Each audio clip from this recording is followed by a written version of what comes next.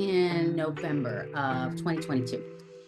I remember being in Clubhouse online platform, and we were in a what we'll call a room, and I was on stage talking to some other people, and we were talking about AI, and the metaverse and artificial intelligence and augmented reality, just stuff. Then all of a sudden, somebody who really likes to discuss and find the latest and greatest things in AI said, "Hey, Mina, have you ever heard of ChatGPT?" And I was like, "No." And I wanted, it was like, and like not knowing what it was. So I'm like, I was at home on my computer, and then I was on my phone at the same time I was in Clubhouse, like, what is this ChatGPT? And he was starting to talk about this app and how you can ask it a question and it just spits out all this information. At first I was like, okay, we can do that on Google. Well, no. So I was on, it wasn't, I don't think it was OpenAI at the time. I mean, OpenAI was the one he was talking about, but I found this app and I started asking it a question like, tell me what you are. And it just like a waterfall just started telling me everything. And I'm like, what?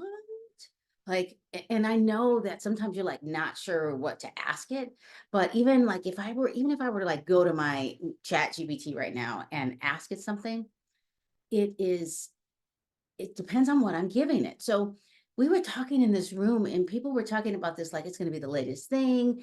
And, what about teachers? Should they learn about it? Should students know about it? Should they be using it? Should they not be using it? Will they cheat? Will they not cheat? Should universities use it? And I remember we were talking about it. And then over the next few weeks, like in January, months actually, in January, Yale, I believe it was Yale, there were some professors live on YouTube and talking about how they were using it in their classrooms and how they wanted to get in front of it as educators so that they could teach students how to use it ethically and properly. And what they were defining was so they wouldn't cheat or use it to do an assignment for them.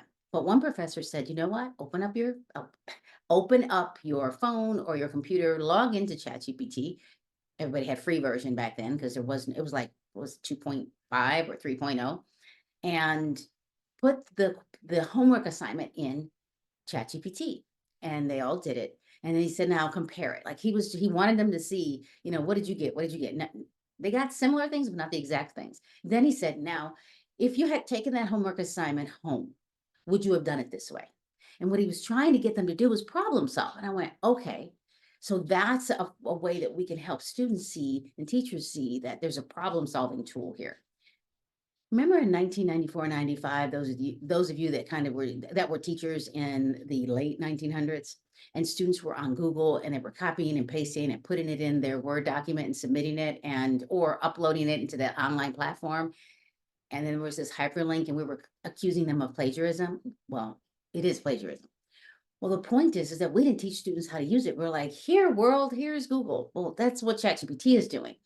And we have what we call these prompt engineers and how to make the right prompt, like input, output, mathematics, a formula per se, a function. So you're giving it this information and it's going to do the best that it can based on the prompt that you give it. Like I've asked it to create a chemical formula for water. And then what's the molecular structure? Like just, it did this for me. And I'm like, well, what if you don't know what to ask it? How are we going to help students? So, I did some research. There is a guide on OpenAI. You can Google it. It's a guide on prompt engineering. Sounds like a big term. Basically, not coding per se, but what can you put in? I'm like literally looking at ChatGPT. What can you put into ChatGPT so that you get the output that you're looking for? Like, for example, the best one I like to talk about is writing a letter of recommendation for someone. Like in education, we have to write them all the time. But even though you know someone, you want to create this letter really quickly. So you can, what you like, you want to have this idea. So there's somewhat of a formula. Like there's the persona, like who this person is. So I worked with this person for a while.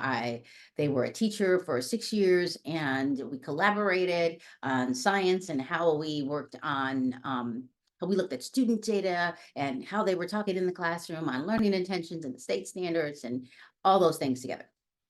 And I'm like, that's what we did. And since then, we still collaborate, even though we're not working together, but this is what we do. We talk about it and things like that. But then you take their resume and you throw it in, you say, but stick to the points where we work together, and you upload it into ChatGPT and you say, write me a letter of recommendation. And you also upload the job description and make sure that the letter of recommendations talks specifically about said job description. So you gave it a task, the persona, like what you need it to do. Well, let me say this again. The persona, meaning who this person is, who you are. You gave it some content, uploaded some things. That's called an exemplar. You gave it an example. Well, maybe not an exemplar. An exemplar would be you grabbed another one of your letters and threw it in there, like write this letter of recommendation like that, and then you gave it a task.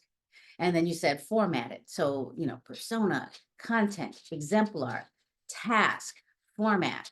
And then you said, write this letter. And it beautifully writes this letter. Now you should read it, for example. But those are things that I was so excited about figuring out. But sometimes I have friends that I've talked to about it. They've come to my house. We've talked via Zoom. I talked to people on Clubhouse, early in the morning on Saturday, because everybody seems to be on the East Coast or in another country. Yeah, like 3 a.m. I've done this. And we've talked about, what are you trying to get ChatGPT to do for you? Because if you're spending hours on it to get it to write a letter that you could have written in 20 minutes, don't do that. Don't do that at all. But if you can quickly come up with this formula, this prompt, and throw it in there, and it can do it for you. And that's, something I did with lesson plans. There was a new teacher in Illinois, a friend of mine, and she left her other position. Was like, I'm an educator now. I'm doing this.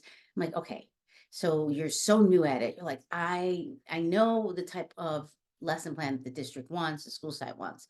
But I'm having trouble. Like, there's so many standards in the product, the resources on this page. When I say standards, I mean the curriculum and the product, the resource, that stuff you buy. Typically, we call that curriculum, but the curriculum is a standard. Well, I'm like, okay, so you want to teach a skill one at a time, or integrate them, like writing with the mathematics or writing with the content of science. So, but you sometimes need to focus on one thing at a time, because complexity and difficulty can range depending on the student. So you can, like, the difficulty level could be different for students, but you want the complexity to be the same, because you want the kids to access it at their age group or their level of competence.